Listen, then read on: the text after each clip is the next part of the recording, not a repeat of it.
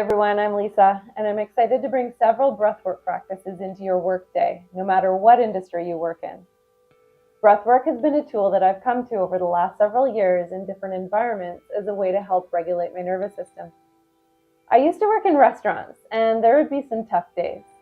I'd go outside, take a walk around the building, and incorporate breathwork into my day to help calm me down.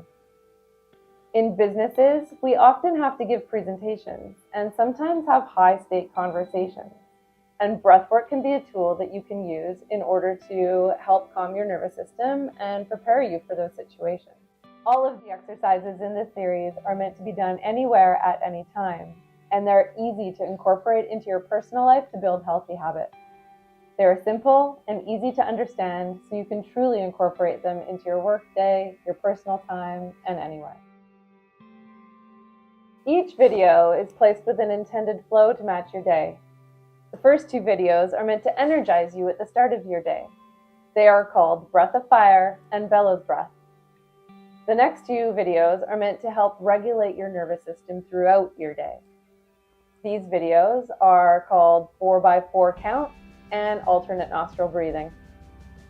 And the last three videos in this series are truly intended to help calm you down at the end of your day, keeping you calm and relaxed.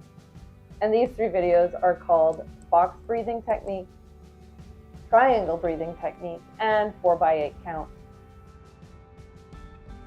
All right, so as we get started, I want to draw your awareness to three tips. The first is about posture. Keep both feet firmly planted on the ground with your legs shoulder width apart.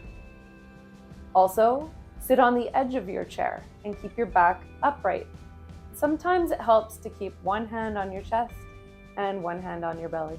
The second, it's all about awareness. Bring the awareness to your breath.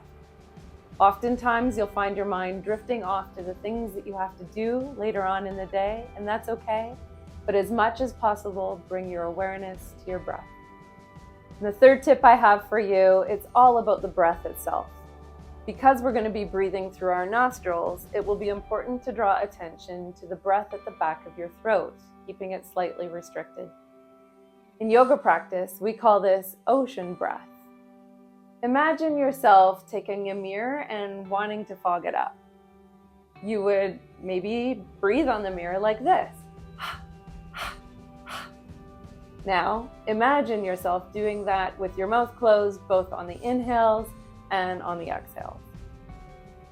Those are the tips I have for you. We'll see you in the breath practice.